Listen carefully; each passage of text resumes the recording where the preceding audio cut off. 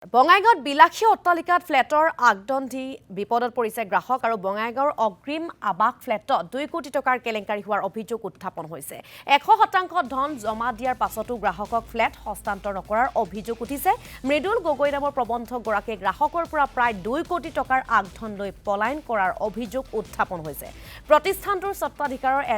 এজাহাৰৰ ভিত্তিতেই আৰক্ষীয়ে গ্ৰেপ্তাৰ কৰে মৃদুল গগৈ গ্ৰাহকৰ পৰা ধন সংগ্ৰহ কৰি অগ্ৰিম আৱাসৰ লেটাৰ হেডত কৰ্তৃপক্ষৰ হৈ স্বাক্ষৰ কৰি ৰচিদ দিয়াৰ অভিযোগ মৃদুলৰ বিৰুদ্ধে আৰু ইফালে প্ৰতিষ্ঠানটোৱে ফ্লেটৰ দাম পূৰ্বৰ চুক্তিৰ তুলনাত বৃদ্ধি কৰি গ্ৰাহকক পুনৰ চুক্তিবদ্ধ কৰাৰ চেষ্টা কৰে মৃদুল গগৈৰ কাৰ্যৰ ফলত হোৱা লোকচানৰ জোৰা মাৰিবলৈ প্ৰতিষ্ঠানটোৱে এনে কৰাৰ অভিযোগ উত্থাপন হৈছে ঘটনা সন্দৰ্ভত একাংশ গ্ৰাহকে ফ্লেটটোৰ নিৰ্মাতা বিষ্ণুকান্ত চৌখানা সুৰেন্দ্ৰ কুমাৰ আগৰৱালা মাটিৰ মালিক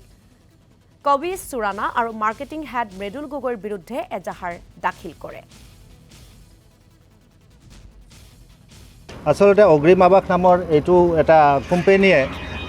তেওঁলোকৰ ইয়াতে এটা মেনেজাৰ ৰাখিছিলে মৃদুল গগৈ বুলি মৃদুল গগৈ তেওঁ গোটেই সিগনেটৰী অথৰিটি দি ৰাখিছিলে ফ্লেট বেচা কিনাৰ পৰা আৰম্ভ কৰি গ্ৰাহকৰ লগত লেনদেন কৰাৰ তেতিয়া তেওঁ অন বিহাফ অফ অগ্ৰিম আৱাস তেওঁ বহুতো কেছ টকা সংগ্ৰহ কৰিছে গ্ৰাহকসকলৰ পৰা বিভিন্ন সময়ত ফ্লেটৰ বিনিময়ত আৰু তেওঁ কি কৰিছে অগ্ৰিম আৱাসৰ লেটাৰ হেডত তেওঁ অথৰাইজ সিগনেটৰী দি দিছিলে দি গোটেই পইচাবিলাক তেনেকৈ কালেকশ্যন কৰিছে বহুতকে কাষ্টমাৰক কি কৰাইছে যে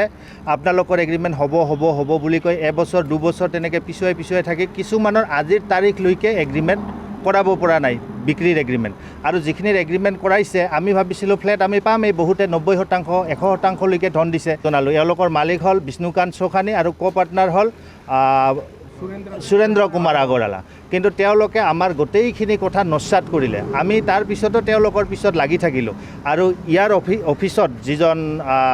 এছিষ্টেণ্ট মাৰ্কেটিং হেড আছিলে অভিজিত দেৱনাথ তেওঁ ক'লে যে পেনিক হ'ব নালাগে আপোনালোকৰ গোটেই প্ৰব্লেমবিলাক সমাধান হ'ব মৃদুল গগৈ গুৱাহাটী অফিচে তলব কৰিছে গোটেই হিচাপ নিকাচ মিলাই উইদিন দিছ ইয়াৰ আপোনালোকে ফ্লেট পায়েই যাব এইটো হ'ল 24 চনৰ ঘটনা কিন্তু 4-5 মাহ তেওঁলোকে মূৰ পলকা মাৰি থাকি পিছুৱাই গৈ আশ্চৰ্যজনকভাৱে যোৱা জানুৱাৰীৰ 4 তাৰিখে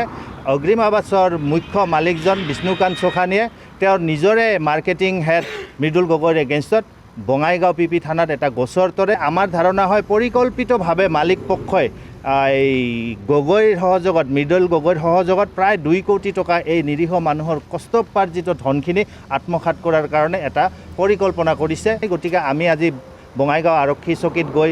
বিষ্ণুকান্ত চৌখানী এণ্ড তেওঁৰ কোম্পানীৰ যিখিনি আছে গোটেই বিৰুদ্ধে আমি এজাহাৰ এখন দাখিল কৰিম